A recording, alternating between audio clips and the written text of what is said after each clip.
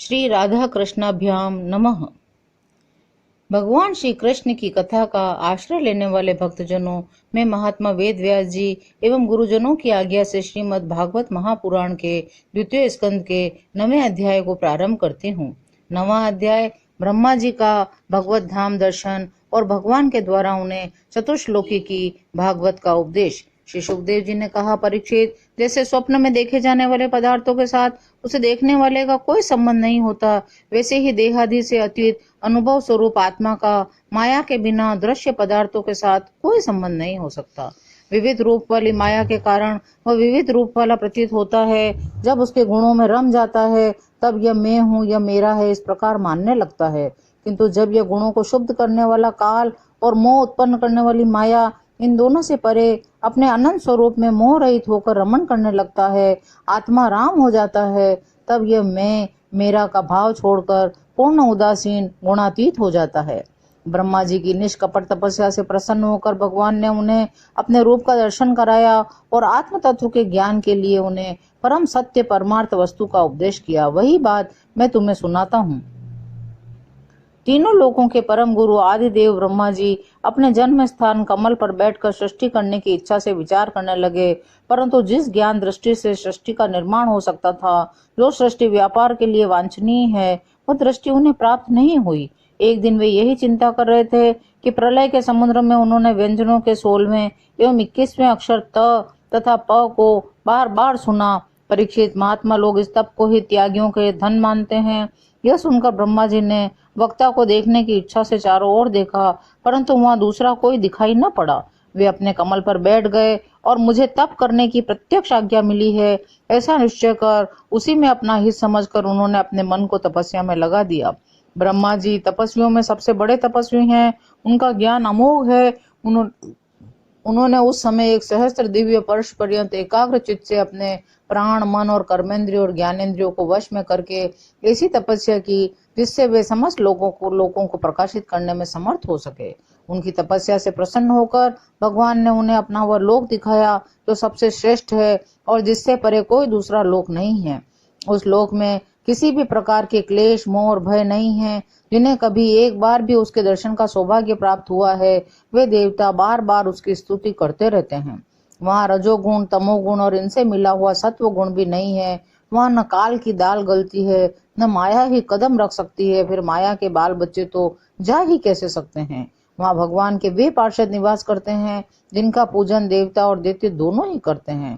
उनका उज्जवल आभा से युक्त श्याम शरीर, शतदल कमल के समान कोमल नेत्र और पीले रंग के वस्त्र से शोभायमान है। अंग अंग से राशि राशि सौंदर्य बिखरता रहता है। वे कोमलता की मूर्ति हैं। सभी के 4-4 भुजाएं हैं। वे स्वयं तो अत्यंत तेजस्वी हैं ही, मणि जटित सुवर्ण के प्रभा में आभूषण भी धारण किए रहते हैं। उनकी छवि मूंगे, वैदुर्य मणि और कमल के उज्जवल तंतु के समान है। उनके कानों में कुंडल, मस्तक पर मुकुट और कंठ में मालाएं शोभायमान है। जिस प्रकार आकाश बिजली सहित बादलों से शोभायमान होता है, वैसे ही वह लोग मनोहर कामिनियों की कांति से युक्त महात्माओं के दिव्य तेजों में विमानों से स्थान स्थान पर सुशोभित होता रहता है। उस वैकुंठ लोक में लक्ष्मी जी सुंदर रूप धारण करके अपनी विविध विभूतियों के द्वारा भगवान के चरण कमलों की अनेकों प्रकार से सेवा करती रहती हैं। जब जब वे झूले पर बैठकर अपने प्रियतम भगवान की लीलाओं का गायन करने लगती हैं, तब उनके सौंदर्य और सुरभि से उन्मत्त होकर भौरे स्वयं उन लक्ष्मी जी का गुणगान करने लगते हैं। ब्रह्मा जी ने देखा तो दिव्य लोक में समस्त भक्तों के रक्षक लक्ष्मीपति, यज्ञपति एवं विश्वपति भगवान विराजमान हैं। सुनंद, नंद, प्रबल और अरहण आदि मुख्य मुख्य पार्षदगण उन प्रभु की सेवा कर रहे हैं। उनका मुख कमल प्रसाद मधुर मुस्कान से युक्त है। आंखों में लाल लाल डोरियां हैं। बड़ी मोहक और मधुर चितवन है। ऐसा जान पड़ता है कि अभी अभी अपने प्रेमी भक्त को अपना सर्वस्व दे देंगे। सिर पर मुकुट, कानों में कुंडल और कंधे पर पीतांबर जगमगा रहे हैं। वक्ष स्थल पर एक सुनहरी रेखा के रूप में श्री लक्ष्मी जी विराजमान हैं और सुंदर 4 भुजाएं हैं। वे एक सर्वोत्तम और बहुमूल्य आसन पर विराजमान है। पुरुष, प्रकृति, महत्व, अहंकार, मन, 10 इंद्रियां, शब्दादि 5 तन्मात्राएं और पंचभूत, ये 25 शक्तियां मूर्तिमान होकर उनके चारों ओर खड़ी है। समग्र ऐश्वर्य, धर्म, कीर्ति, श्री, ज्ञान और वैराग्य, इन 6 नित्य सिद्ध स्वरूपभूत शक्तियों से वे सर्वदा युक्त रहते हैं। उनके अतिरिक्त और कहीं भी ये नित्य रूप से निवास नहीं करती।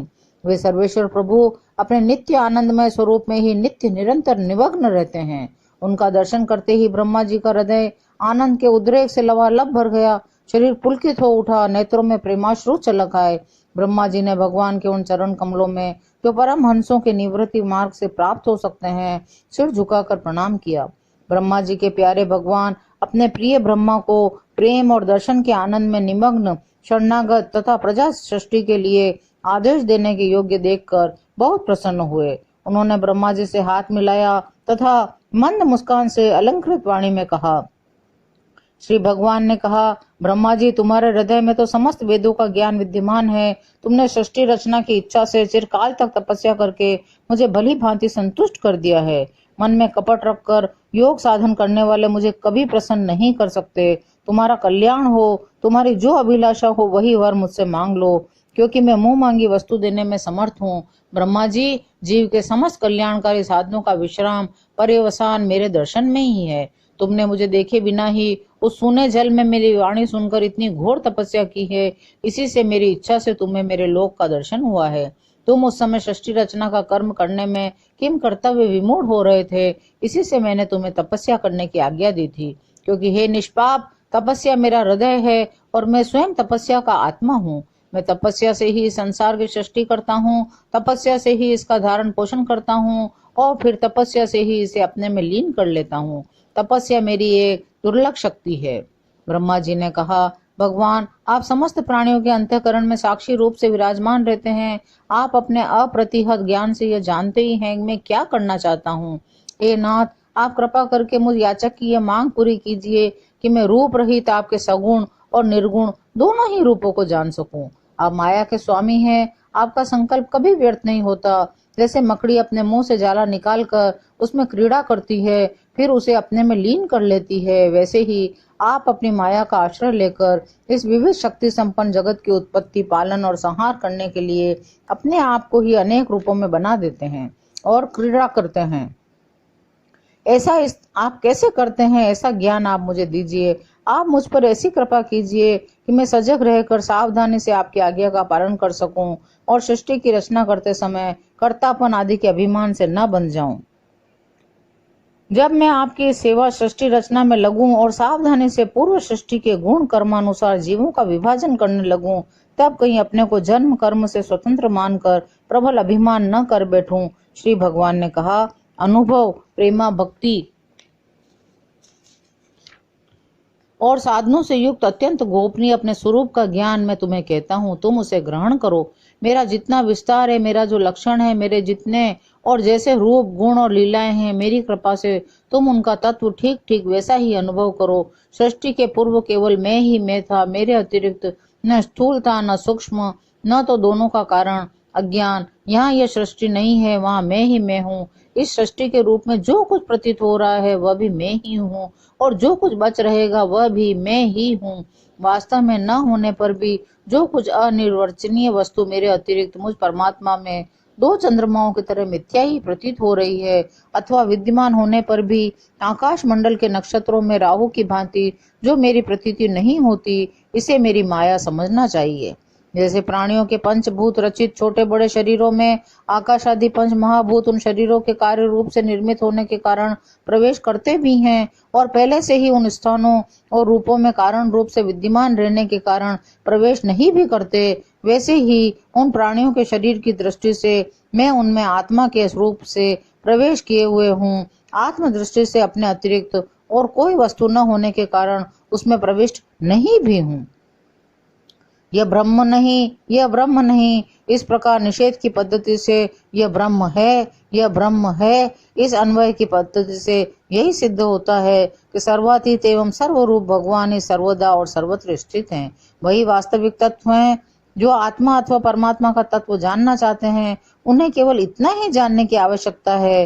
ब्रह्मा जी, तुम अविचल समाधि के द्वारा मेरे इस सिद्धांत में पूर्ण निष्ठा कर लो। इससे तुम्हें कल्प कल्प में विविध प्रकार की सृष्टि रचना करते रहने पर भी कभी मोह नहीं होगा। श्री सुखदेव जी राजा परीक्षित से कहते हैं, लोक पितामह ब्रह्मा जी को इस प्रकार उपदेश देकर अजन्मा भगवान ने उनके देखते ही देखते अपने उस रूप को छिपा लिया। ब्रह्मा जी ने देखा कि भगवान ने अपने इंद्रिय गोचर स्वरूप को मेरे नेत्रों के सामने से हटा लिया है, तब उन्होंने अंजलि बांधकर उन्हें प्रणाम किया। एक बार धर्मपति प्रजापति ब्रह्मा जी ने सारी जनता का कल्याण हो, अपने स्वार्थ की पूर्ति के लिए विधि पूर्वक यम नियमों को धारण किया। उस समय उनके पुत्रों में सबसे अधिक प्रिय परम भक्त देवर्षि नारद जी ने मायापति भगवान की माया का तत्व जानने की इच्छा से बड़े संयम, विनय और सौम्यता से अनुगत होकर उनकी सेवा की, और उन्होंने सेवा से ब्रह्मा जी को बहुत ही संतुष्ट कर लिया। परीक्षित, जब देवर्षि नारद ने देखा मेरे लोक पितामह पिताजी मुझ पर प्रसन्न हैं, तब उन्होंने उनसे यही प्रश्न किया था जो अभी तुम मुझसे कर रहे हो। उनके प्रश्न से ब्रह्मा जी और भी प्रसन्न हुए। फिर उन्होंने 10 लक्षण वाला भागवत पुराण अपने पुत्र नारद को सुनाया, जिसका स्वयं भगवान ने उन्हें उपदेश किया था।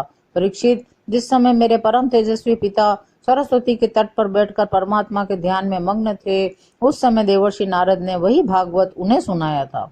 तुमने मुझसे जो ये प्रश्न किया है कि विराट पुरुष से इस जगत की कैसे उत्पत्ति हुई, तथा दूसरे भी जो बहुत से प्रश्न किए हैं, उन सब का उत्तर मैं उसी भागवत पुराण के रूप में देता हूँ। शेष अगले अंक में। जय श्री कृष्ण।